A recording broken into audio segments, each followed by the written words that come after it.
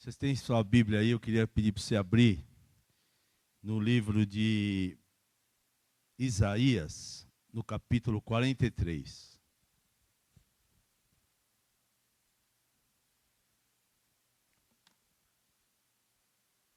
Para mim são duas situações novas, na verdade, né? Uma é assim, já nos últimos cultos em que a gente traz a palavra, eu estou sempre com a minha esposa, aquela loira linda ali, minha pretinha.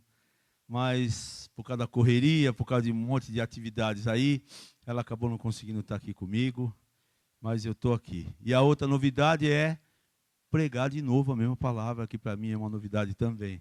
Mas que o Senhor me dê graça e a gente possa refletir nessa palavra, e que é uma palavra simples, mas eu espero que ela possa produzir fé no teu coração, meu irmão, assim como produziu no meu, na vida da minha família, e eu peço que Deus fale com você, assim como tem falado conosco. Fecha o teu olho, vamos orar. Pai, eu quero entregar esse tempo agora nas tuas mãos, Deus. A tua palavra diz que o Senhor é aquele que sonda e conhece os nossos corações, Deus. Nós queremos entrar nesse tempo agora, Deus, com o coração aberto, quebrantado, que o Senhor possa falar conosco, Deus, que a tua palavra possa produzir a vida que o Senhor tem nela, Deus. Muito obrigado, Deus, pelo privilégio de poder trazer mais uma vez aqui, Deus, a tua palavra, que ela vá e produza o fruto para o qual ela está sendo enviada, Deus. É assim que eu oro e te agradeço em nome de Jesus. A palavra de Deus diz aí no verso 43, no capítulo 43, verso 2, diz assim: quando passares pelas águas, eu serei contigo. Quando pelos rios, eles não te submergirão. Quando passares pelo fogo, não te queimarás, nem a chama arderá em ti. Na verdade, o título dessa palavra seria além das circunstâncias, superando as circunstâncias, para que a gente possa pensar um pouco a respeito disso. Eu quero meditar com vocês. Deixa eu tirar essa Bíblia daqui, que fica difícil para eu...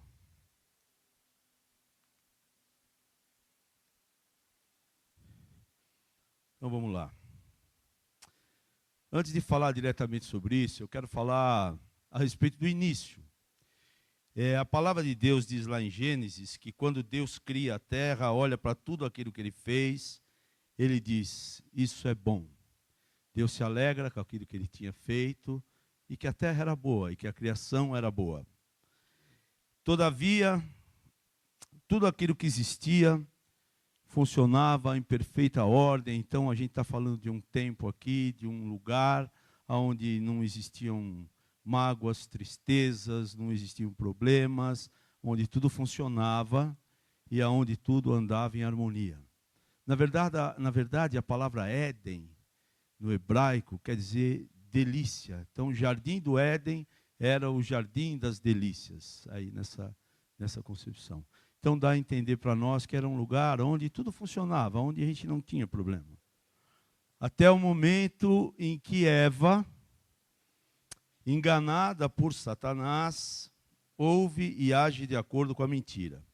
A partir daí, a Bíblia diz que além dos espinhos, das dores de parto, a experiência humana decaída, então, ia incluir medo, vergonha, culpa, decepção, violência e toda sorte de mazelas, de tristezas que a gente vê até hoje, né? Então, a entrada da mentira na terra, na vida do ser humano, trouxe uma coisa muito trágica, trouxe consequências terríveis para nós, né?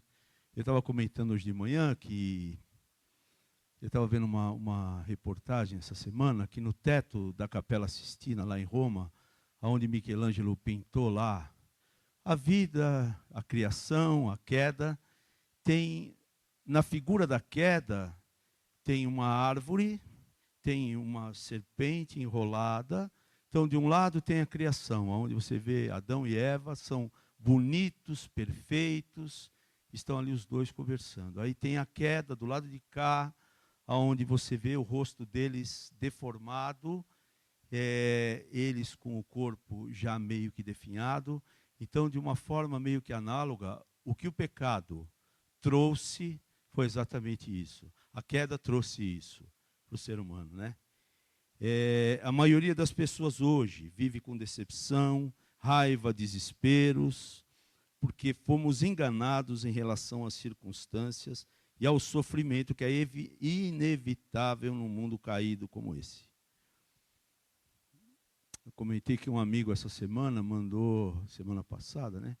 Mandou uma piadinha para mim, escrevendo assim, que se Adão e Eva fossem chineses, nós estaríamos no paraíso até hoje. Porque ao invés de comer a fruta, eles iam comer a cobra, né? O cara brincou comigo porque se come cobra na China, e eu estive na China e comi cobra também, não tem nada de agradável nisso também, né? Então é muito comum a gente ouvir muitas vezes também uma mãe dizer assim, olha, eu era uma pessoa tão calma e tal, até eu ter gêmeos. Depois que eu tive essas crianças, meu Deus, virei uma pessoa impaciente, intolerante, difícil. Nada disso, na verdade, é novo. Aquilo é algo que já estava dentro dela. As circunstâncias é que trazem à tona aquilo que a gente, na verdade, já é, né? E quando a gente diz que as circunstâncias, quando você diz assim, olha, alguma coisa ou alguém me fez ser do jeito que eu sou. Então, nós estamos dizendo o seguinte, as circunstâncias, o meio que eu vivo, faz com que eu seja dessa maneira. Isso não é verdade. Isso não é verdade. Nós não somos reféns das circunstâncias. Nós não somos reféns daquilo que está ao nosso redor. Então, vamos lá. Se as circunstâncias nos tornam o que somos, então somos todos vítimas. É exatamente nisso que o inimigo quer que a gente acredite. Porque se somos vítimas, então não somos responsáveis mais pelas nossas próprias vidas e por aquilo que acontece. De fato, as circunstâncias não nos tornam quem somos. Elas simplesmente revelam o que somos. Deus muitas vezes traz um conjunto de circunstâncias para a nossa vida, para nos mostrar como realmente somos. E faz isso para que possamos mudar, porque Ele quer nos tratar. Então, vou dar um exemplo para ficar mais prático, né? Muitas vezes a gente se coloca numa posição de juiz, muitas vezes a gente olha a vida de uma pessoa e a gente critica, a gente julga e a gente diz assim, meu Deus, olha a situação, olha o que acontece com o filho dela, olha o que acontece com a esposa dele, olha o que acontece na vida dele, e a gente se coloca numa posição como se a gente fosse melhor, porque toda vez que a gente está fazendo um julgamento, nós estamos trazendo um juízo sobre aquela situação. E o que está acontecendo? O que acaba acontecendo com a gente? Deus, pelo amor que tem por nós, muitas vezes cria um conjunto de circunstâncias que vão fazer com que a gente se depare com uma situação exatamente igual àquela que a gente julgou. E sabe o que acontece? Na maioria das vezes, a nossa reação é igual ou pior do que aquele que nós estamos julgando. Então, na verdade, assim, nós não somos vítimas das circunstâncias. Muitas vezes nós não conseguimos mudar essas circunstâncias, mas nós temos o poder em Deus de fazer com que elas não tenham o controle sobre a nossa vida. O inimigo nos convence que a única maneira pela qual podemos ser diferentes é se as circunstâncias mudarem. Então a gente entra naquele jogo assim, né? Ah, se pelo menos eu tivesse um carro melhor, se de repente eu tivesse um outro emprego, se minha esposa fosse melhor, se meu marido fosse melhor. E a gente vai o tempo inteiro colocando essa culpa na circunstância, no nosso entorno, naquilo que acontece com a gente. Existe uma realidade que é assim, se eu não consigo hoje ser feliz, ser grato com a vida que eu tenho, vai ser muito difícil eu me sentir feliz e agradecido com aquilo que eu sonho ter, com aquilo que eu acho que seria a minha vida ideal. É isso que a gente precisa refletir. Que as circunstâncias não nos impede de tantas coisas que a gente possa colocar sobre elas a culpa da nossa infelicidade. Porque muitas vezes a gente acaba tendo aquilo que a gente tanto acha que seria a nossa saída e a gente se depara com a mesma situação, onde nós continuamos iguais e muitas vezes piores do que nós somos.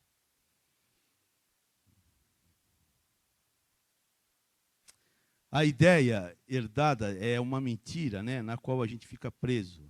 A gente pensa que se a gente tiver o dinheiro suficiente, se a gente tiver uma situação ideal, nós vamos ser felizes. Provavelmente, por exemplo, pensa assim, em alguém que você conhece ou com a tua própria vida. Quantas vezes a gente idealiza uma situação que se a gente chegar naquele lugar ou a gente tiver aquilo que a gente tanto quer, a gente vai estar realizado. E, de repente, a gente tem a surpresa que muitas vezes a gente até consegue aquilo que a gente tanto queria. Mas, na verdade, o nosso contentamento, a nossa felicidade, a nossa alegria não está ali.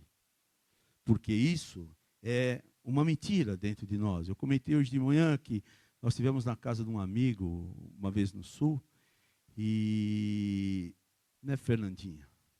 É o pai da Fernandinha, ele tem uma casa, eles mudaram para Florianópolis, nós fomos lá e a casa estava recém-acabada e tal, vamos fazer alguma coisa, e a gente falou de fazer um churrasco, fazer um peixe grelhado, isso e aquilo, e não tinha churrasqueira.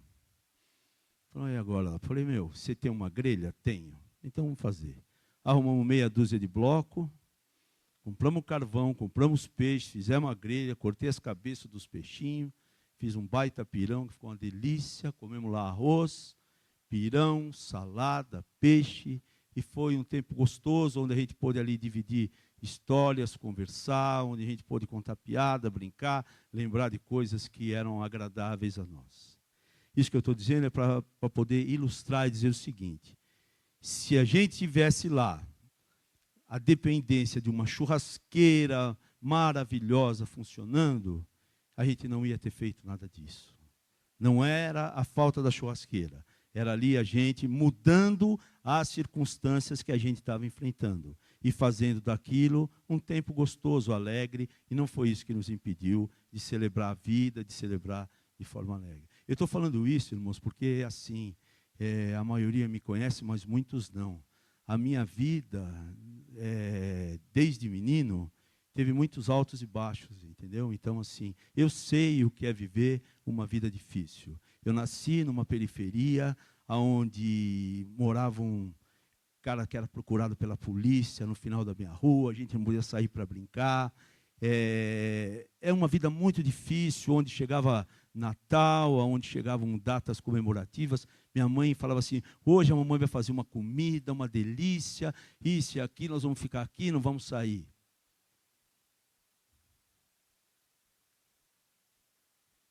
Mais velho, eu entendi que minha mãe fazia aquilo para que a gente não visse na vizinhança o que as crianças tinham ganho de Natal, porque a gente não tinha nada, entendeu?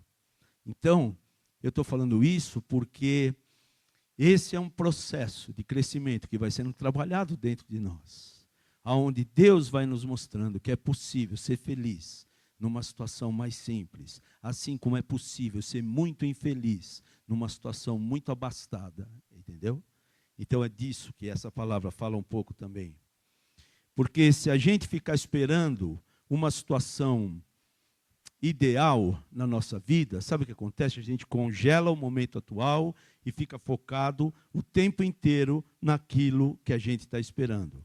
E provavelmente, quando a gente conseguir, a gente não vai viver essa felicidade que a gente acha. Porque a nossa felicidade está nesse caminhar, no dia a dia. A palavra de Deus diz, a minha graça te basta.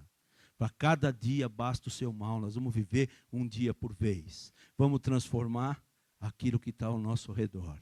E com a graça desse Deus amoroso, esse Deus Pai, esse Deus que cuida, nós vamos conseguir transformar isso.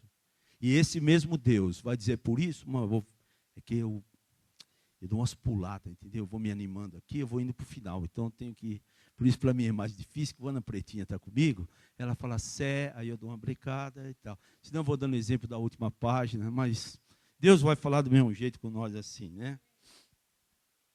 Eu estava lendo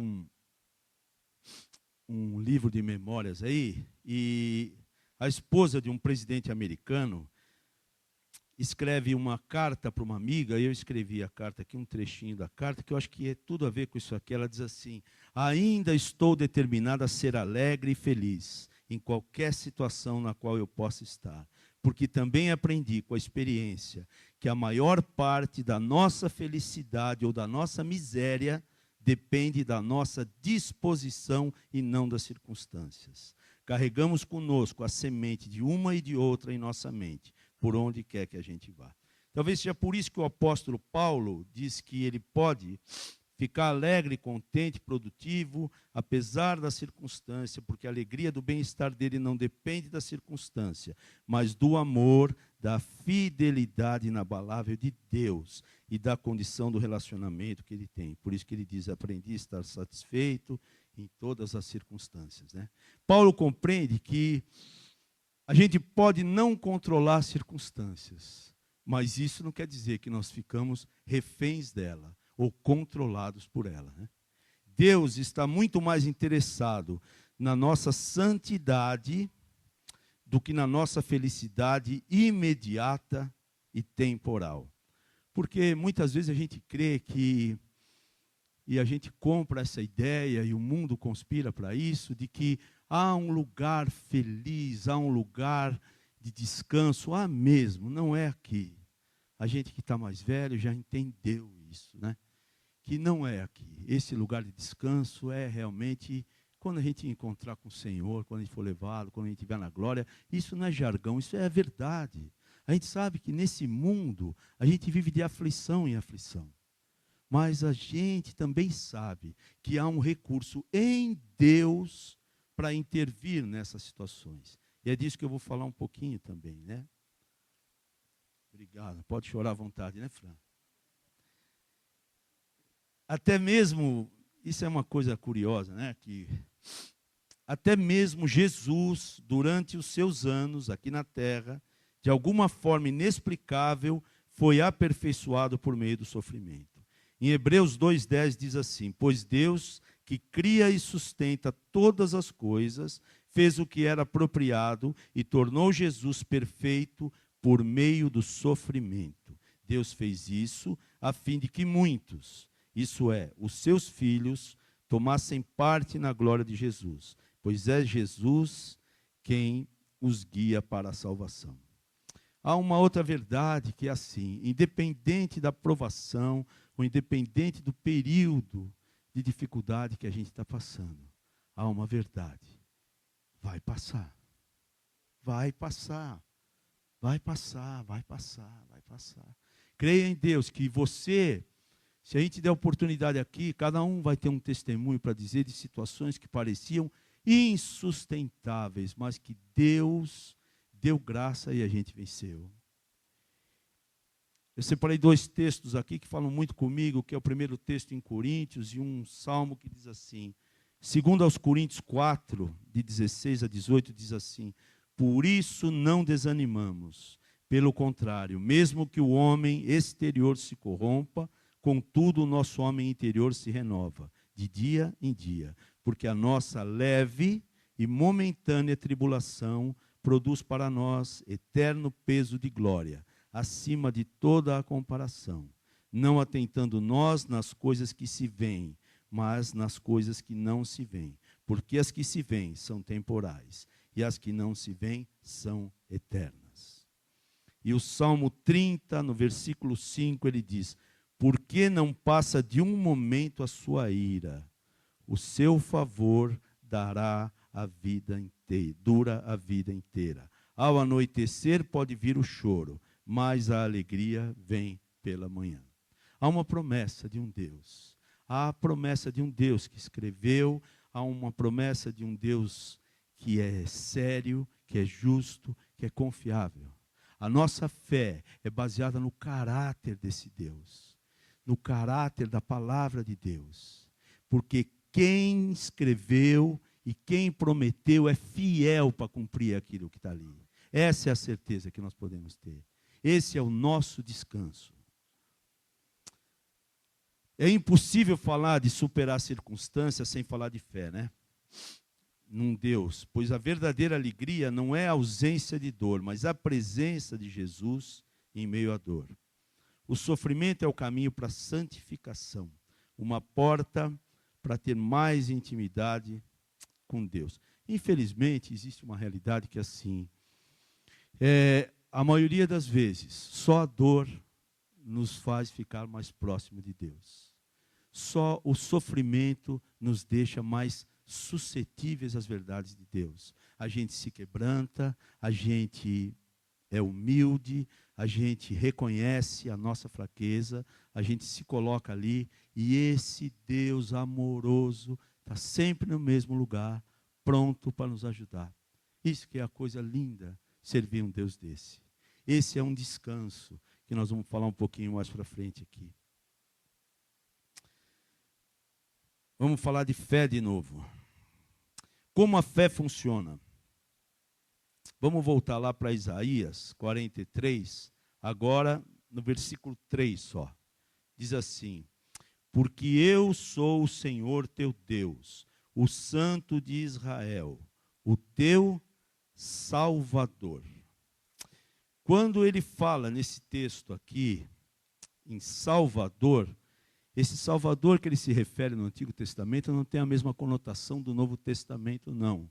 Porque quando o Novo Testamento fala em Salvador, ele fala da figura de Jesus como Salvador da nossa alma, da nossa vida. Esse Salvador que ele diz aqui é um Salvador que é um Deus que interfere, que provisiona, um Deus de ajuda, um Deus de socorro, um Deus que nos livra das aflições. Esse Salvador que ele fala nesse texto aqui. Então, precisamos reconhecer que Deus, outra coisa, né? Quando a gente leu lá, vamos voltar lá para o texto original, o primeiro texto lá de Isaías, que ele diz: quando você atravessar as águas, eu estarei com você. Quando você atravessar os rios, eles não te encobrirão. Quando você andar através do fogo. Esse quando não é um se, esse quando é uma certeza que a gente vai passar.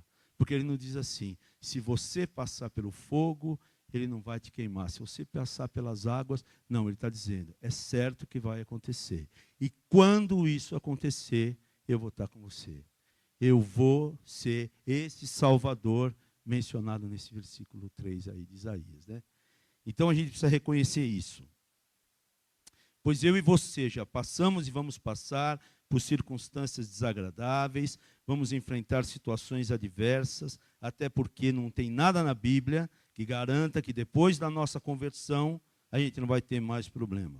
Muito pelo contrário. João, a palavra de Deus diz em Jesus, Jesus diz na palavra lá, e João reporta: nesse mundo tereis aflições, mas tende bom ânimo, pois eu venci o mundo.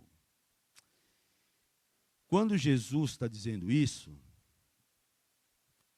ele está dizendo assim: é certo que vai acontecer, mas você não precisa se preocupar, que eu estou com você. Eu sou um Deus presente com você. Só que também é certo que ele está falando, ele mesmo está dizendo: nesse mundo tereis aflições, mas tem de bom ânimo, eu venci o mundo, eu, Jesus. Mas o mesmo apóstolo João, na primeira epístola dele, lá no capítulo 5, versículo 4, ele diz também: todo aquele que é nascido de Deus vence o mundo. E esse é o triunfo que vence o mundo, a nossa fé. Então, isso é algo que está disponível a todos nós. Isso é Jesus dando um exemplo, mas dizendo: eu venci, mas você também é capaz de vencer pela tua fé. E a fé é uma coisa assim, né? A fé não só nos conecta com Deus, nos reconcilia com Ele, mas tudo aquilo que a gente vive da parte de Deus, a gente experimenta pela fé. A começar da própria salvação nossa, né? A capacidade de vencer o mundo, de vencer oposições e circunstâncias, também vem pela fé. A capacidade de ter Deus como nosso Salvador, que intervém na nossa vida, quando passamos pelo fogo, quando passamos pela água, se experimenta pela fé. Mas, se a gente for pensar, né, o que é a fé e como é que essa fé opera? Eu, de uma forma muito humilde aqui, baseado em experiências minhas também, corroborado pela palavra de Deus, vou tentar dar uma resposta para isso aqui. Hebreus 11 diz assim: a gente sabe que a fé é uma convicção, uma certeza da intervenção de Deus, baseado naquilo que ele falou. Mas a gente precisa entender o fundamento da fé. Deus não diz que ele vai nos deixar distante do problema, mas ele está dizendo que pela fé nós podemos viver a intervenção dele no meio do problema. E como é que essa intervenção funciona? Muitas vezes a gente gostaria que isso fosse meio que uma varinha de condão. A gente tem um problema, a gente vai lá, ora, tem fé, bate, o problema some. Não é assim. A gente sabe, e sabe que não vai ser assim em momento nenhum, né? Então, Hebreus 6, 12, a palavra diz que nós devemos nos tornar imitadores daquele que pela fé e paciência herdam as promessas, ou seja, herdamos as promessas de Deus, não só por fé, mas também por paciência, porque as provações são difíceis, exigem paciência e perseverança, porque a gente é obrigado a aguardar o tempo de Deus, que muitas vezes é diferente do nosso. Quando a Bíblia fala em paciência, é porque esses resultados, na maioria das vezes, não são imediatos. São resultados que demandam um tempo até que aconteça aquilo que a gente tanto espera. Se pensamos assim, podemos pensar que a fé atua primeiro internamente, para depois atuar do lado de fora, ou seja, nas circunstâncias. A fé precisa acontecer do lado de dentro, antes de produzir resultados do lado de fora, ou seja, nas circunstâncias. Eu vou dar uns exemplos para ficar mais fácil da gente entender isso. Em Isaías 43:5, ele diz: não temas, porque eu estou contigo. Os estudiosos dizem aí que essa expressão não temas aparece 365 vezes na Bíblia. Se é mesmo, é uma para cada dia, já está bom para a gente não temer e perseverar em fé, né? Aí ele diz assim, por que ele diz isso? Por que ele diz não temas? Se Deus fala tanto disso, deve ser algo importante, né? Então assim, não só pelo dano que o temor pode trazer, mas também pela responsabilidade que a gente tem de sair da esfera do temor para entrar numa dimensão de fé. Essa é uma fé que ela começa dentro de nós, e a partir dessa fé interna, dessa convicção, a gente vai conseguir mudar o exterior. Na passagem da filha de Jairo, quando a filha de Jairo está sofrendo e ele procura por Jesus, Jesus faz uma declaração ali. Quando Jairo pede para que Jesus cure a sua filha, alguém disse: não perturbe mais o mestre, a sua filha está morta. Jesus diz assim: não temas, crê somente. Jesus está dizendo que o ambiente onde a fé funciona não é compartilhado com o medo. Daí podemos dizer que o primeiro estágio da fé é interior e nos leva a vencer os medos, nos leva a vencer os efeitos que as circunstâncias do lado de fora exercem sobre nós. Ele está dizendo: quando passardes pelas águas, elas não te afogarão. Quando passares pelo fogo, ele não vai te queimar. Ele está dizendo, antes de prometer tirar você da água, antes de prometer que o fogo não vai te queimar, ele está dizendo: eu vou te dar paz dentro desse problema. Essas coisas, o fogo, a água, as circunstâncias, não têm poder para causar dano em nós. É disso que ele fala. Ele está dizendo que antes de resolver o nosso problema, ele tem que nos levar para um ambiente onde as circunstâncias não vão destruir a gente. Esse é o lugar onde a fé começa a operar. Em Hebreus 4:3 diz assim: porque nós, os que cremos, entramos no repouso. A palavra de Deus diz no livro de Isaías que na tranquilidade, no sossego está a nossa confiança. Há um lugar de descanso interior que a fé pode promover. Há um lugar de certeza e convicção da ação de Deus que se instala primeiro do lado de dentro, que é quando eu e você deixamos de ter medo das circunstâncias. A gente não viu ainda necessariamente a mudança acontecer, não vimos o resultado. Mas como a fé é uma posse antecipada do que se espera, entramos num lugar de convicção. E isso gera descanso dentro de nós. Então, eu vou dar um testemunho aqui. Nem todos conhecem, então eu vou falar.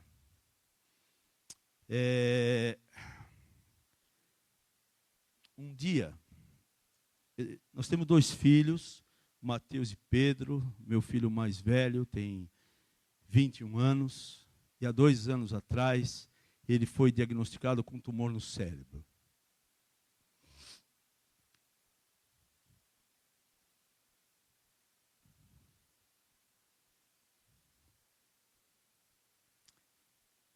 Difícil porque é teu filho. Mas o agravante disso, você vai ao médico, ele diz: não tem o que fazer. Se for mexer, vai afetar partes vitais do funcionamento do cérebro dele. O que eu quero dizer? Imaginam vocês aí, aqueles que são pais e quem não é também, dá para ter ideia do que é um diagnóstico para um pai a respeito de um filho. E durante esse tempo, nós fomos em médicos, até que chegamos no médico que hoje está cuidando dele. E nós nunca deixamos de orar nem um dia pela vida do nosso filho. Mas eu quero fazer a aplicação prática dessa palavra nessa circunstância em que eu, minha esposa, nossa família, nós vivemos. O que acaba acontecendo? Se eu efetivamente não tomar uma posição com relação àquilo que a palavra de Deus diz, eu não vivo mais. Nós vamos viver escravo de um diagnóstico. Nós vamos viver escravo de uma sentença. Na última consulta agora, o médico disse para ele, a Elaine não foi, a Elaine ficou em casa orando, ela disse assim: eu não tenho como ir. Eu falei: vamos lá. Ele falou assim: pai, eu preciso me libertar, pai, disso. Eu falei: filho, nós vamos lá. Fomos ao médico, é um cara assim, é um cara, dizem aí que é o melhor que tem aqui, mas enfim, é uma pessoa, é um cara muito humano. Aí ele chegou e conversou: e aí, Mateus, como é que você está? Olhou os exames e falou assim: está triste, Mateus? Mateus falou: estou, cara, estou esperando para ver o que você fala. E ele falou: vida normal, filho, não tem nada, está aí, mas isso não cresceu, isso não mudou. E nós oramos, a Elaine falava assim, antes da gente ir para essa consulta, que o Senhor use a boca desse médico para aliviar o nosso coração. Esse médico disse: Mateus, isso aí está morto, filho. Está morto. Vai viver tua vida. Vida normal. Vida normal. Esse foi o dia que eu tomei posse dessa verdade, entendeu, meu irmão? Esse foi o dia em que eu disse: essa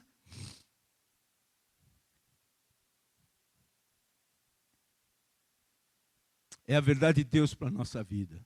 Nós não vamos viver escravo desse diagnóstico. Nós não vamos viver escravo disso. Há um Deus que tem cuidado dele, tem trazido nós até aqui. Há um Deus que usou a boca desse médico que eu creio. Eu tomei posse disso já. Essas circunstâncias hoje não me amedrontam mais. Eu falei isso para a Elaine, falei: Preta, eu vou dizer uma coisa para você. Isso para mim está resolvido em Deus. É algo interno, é algo que Deus confirmou dentro de mim. É algo que Deus disse: Toma posse dessa palavra, confia na minha palavra, não no diagnóstico, até porque o próprio médico está dizendo que está morto. Mas antes do médico, há uma convicção que eu tenho de saber que existe um Deus ao qual nós servimos, que quer o melhor para nós. E nós vamos viver desse jeito, o dia a dia, quando a Bíblia diz a cada dia o seu mal. É disso que eu estou falando aqui.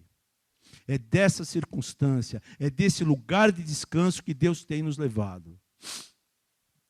E tem permitido que mesmo com tudo isso, eu consiga rir, trabalhar, brincar, contar piada, dar risada, comer, me divertir. Meu filho também voltou para o CrossFit, já perdeu 5 quilos, que estava ansioso, comendo igual um boi, mas já está devagarinho voltando ao que era, animado, namorando, entendeu? Então, meu irmão, o que eu quero dizer para você é que Deus possa agir no teu coração, colocando essa fé que está além das circunstâncias. Porque quando Jesus vai embora, ele diz, eu vou, mas eu deixo a paz que o mundo não deixa, o mundo não dá. Na nossa teoria, a gente só estaria em paz se fosse assim, está tudo bem, ele está curado, não tem problema, está tudo redondo, então eu tenho paz. Não, Deus diz, eu venci o mundo, tem bom ânimo. E João vai dizer, todo aquele que é nascido de Deus vence o mundo.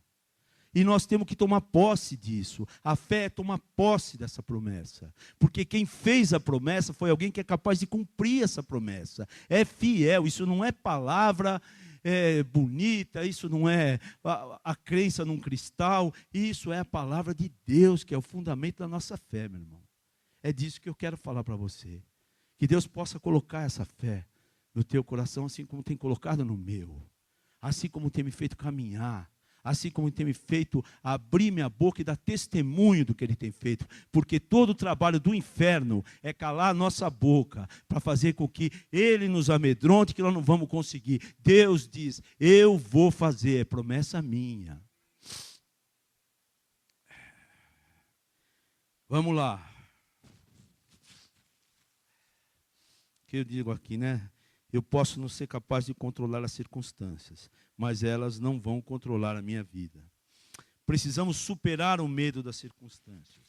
Essa é uma dimensão onde ela não vai nos oprimir. Eu já dei um testemunho aqui também da minha própria vida, entendeu? Eu tive um diagnóstico de um linfoma e foi uma época difícil, eu estava desempregado.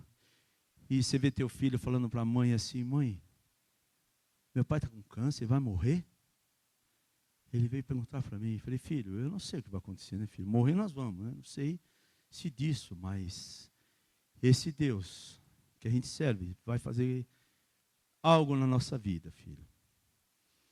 E um dia, eu estava no culto e Deus me incomodou que eu devia dar um testemunho, eu estava fazendo quimioterapia. E para mim, muitas vezes, a ideia de dar um testemunho era a ideia de quando eu fosse curado, eu vir aqui dar um testemunho. E Deus me incomodou para que eu viesse aqui dar um testemunho no meio da tribulação e dizer o seguinte, o Senhor tem me sustentado.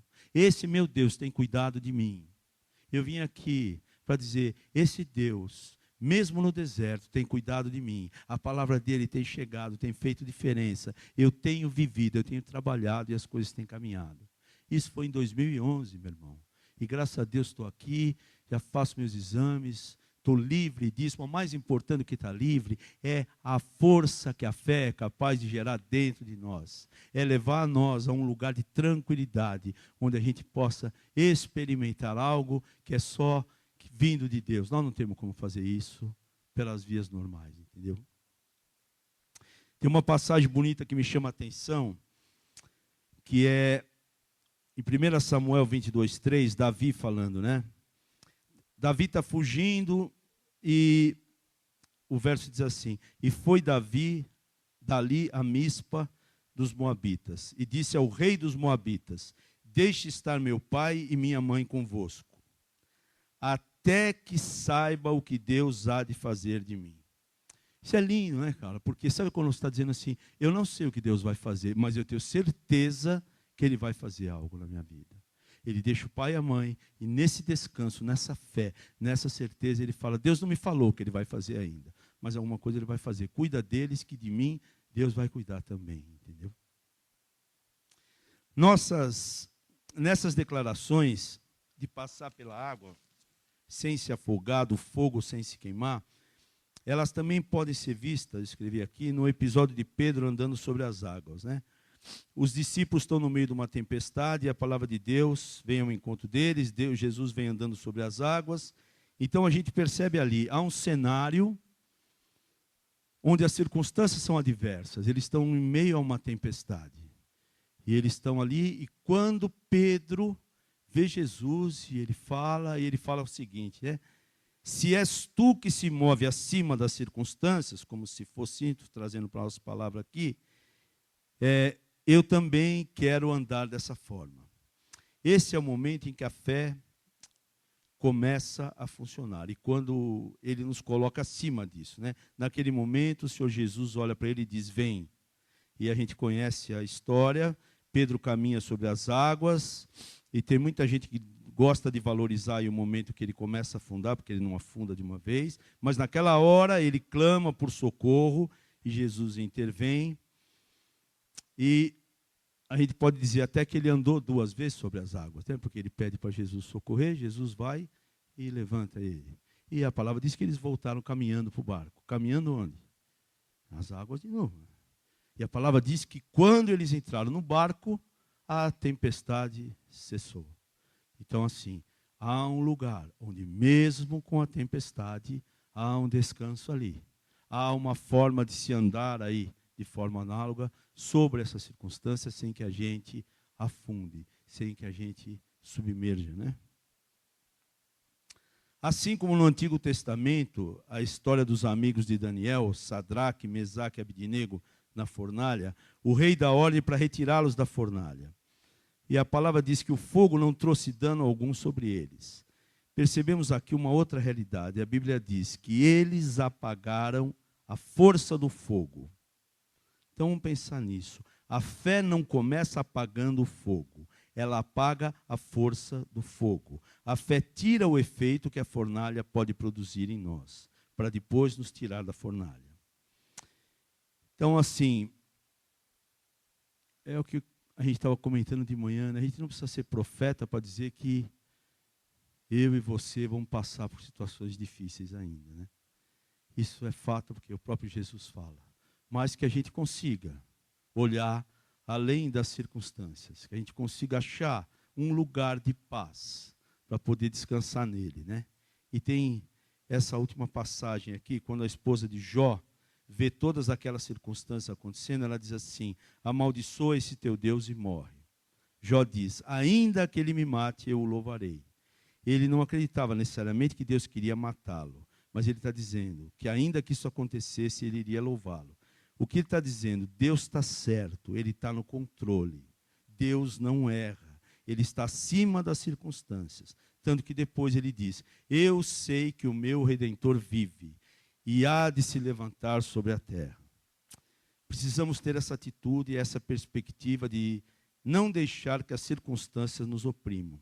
Entrar num patamar, num lugar de confiança, onde a gente se coloque acima disso, para ver a intervenção sobre essa circunstância que Deus vai fazer. Essa era a palavra que eu tinha para trazer para vocês. O que eu queria pedir, para que você se colocasse em pé agora, que você fechasse os teus olhos e que você colocasse diante do Senhor qual é essa aflição, qual é essa circunstância que não tem deixado você dormir, que tem tirado o teu sono, que muitas vezes o inimigo tem dito que não tem solução. Coloca isso diante do Senhor agora e nós vamos orar.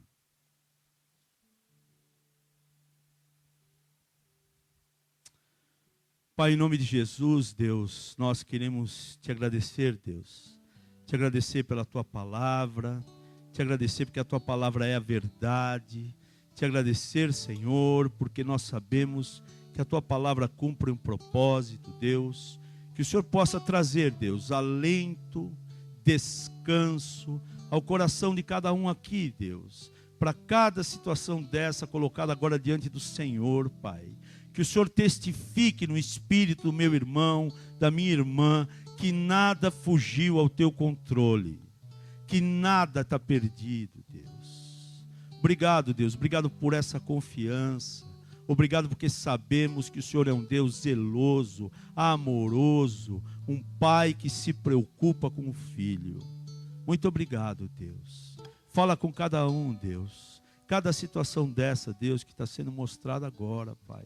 Que haja intervenção da tua parte. Que o Senhor testifique essa palavra simples, mas uma palavra verdadeira, porque a tua palavra não é minha, Deus.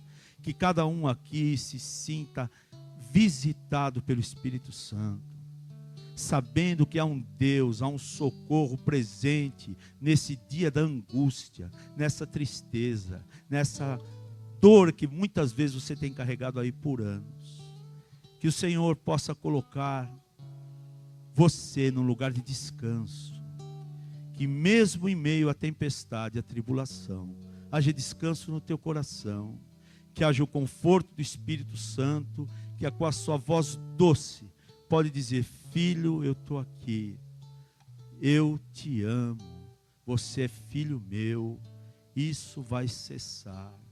Pai, nós te agradecemos e que o Senhor, Deus, cumpra em nós cada promessa feita na tua palavra, Deus. Obrigado por cada vida aqui, Deus, por cada família aqui representada, Deus. Que o Senhor nos encha de fé, Deus, de esperança, Deus, sabendo que o Senhor conhece cada dia da nossa vida e da nossa existência, Deus.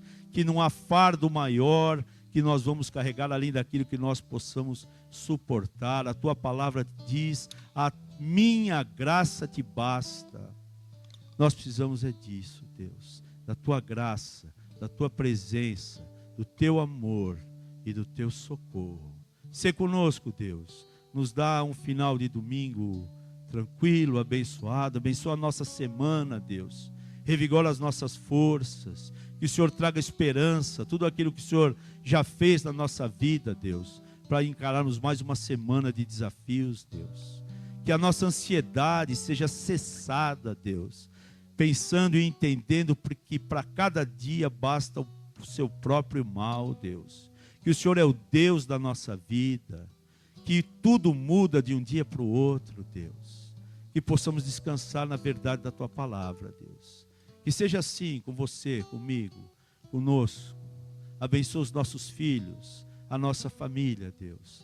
Porque nós haveremos sempre, Deus, de dar honra e glórias ao teu nome. Que isso é para a honra e glória do Senhor. Que Ele faça isso por nós. Em nome de Jesus é que eu oro.